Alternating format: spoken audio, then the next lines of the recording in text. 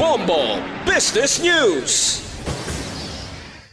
Samtang sa iban pa nga balita sa negosyo, nakitaan sa Department of Trade and Industry nga nagsaka sang 35% ang exports ng Pilipinas sa niyog, samtang nagataas naman ang global demand para sa ube kag calamansi. Sunod kay Trade Secretary Maria Cristina Roque, bisan nga may mabaskog nga demand para sa pinya kag sa saging, pagkabigsubong ang ube kag calamansi nga emerging rising stars kon exports ng Pilipinas ang paghahambalan. May isa ka bantog nga multinational chain of coffee houses and roasteries reserves nga naglunsar anay sang ukon naglunsar subong sang ube drink sa London. Sano kay Secretary Roque, gani nga maayo ini nga balita para sa ube farmers kag ube industry. Magluwas sa potensyal sa Pilipinas sa agricultural exports, yara man ang semiconductors, ang minerals kag electronic and automotive parts. Sa agrikultura, nagkakatumasami ang produkto sa Pilipinas sa mga market sa US, European Union, amo man sa Asia, South America, kag sa United Kingdom. Sanig sa data sa ahensya, nagdangat ang export sa all-time high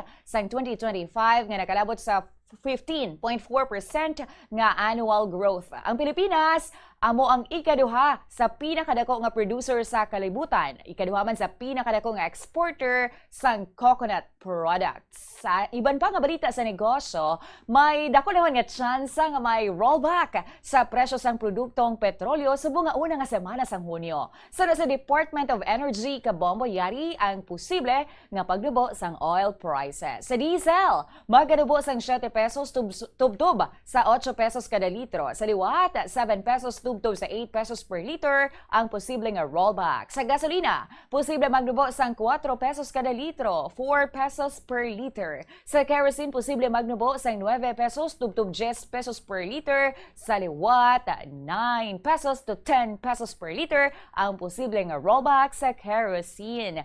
Kung ipatuman na ina nga adjustment, yari ang posible tupan sang presyo, epektibo subong nga semana. Sa diesel, yara sa 62 pesos and 93 centavos, tubtob sa 87 pesos and 29 centavos. Sa gasolina, ang price range, yara sa 81 pesos and 52 centavos, tubtob sa 92 pesos and 32 centavos per liter. Samtang sa kerosene, posible nga yara sa 96 pesos and 70 centavos, tubtob sa 102 pesos and 64 centavos per liter. Lunas subong adlaw ipagawa sa Department of Energy kag sang oil companies ang final nga price adjustment kag ipatuman na epektibo buwas sa aga.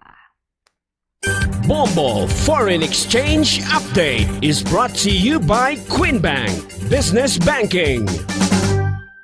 Ini nga exchange rate ka bombo ginbasa sa closing transactions sang Bankers Association of the Philippines sa CONBAP kag sa Bangko Sentral ng Pilipinas sa BSP sa nagligad nga Biyernes sang hapon. Wala sang transaksyon sa kada weekend, mag-resume na epektibo o kun umpisa alas 9 subong nga aga.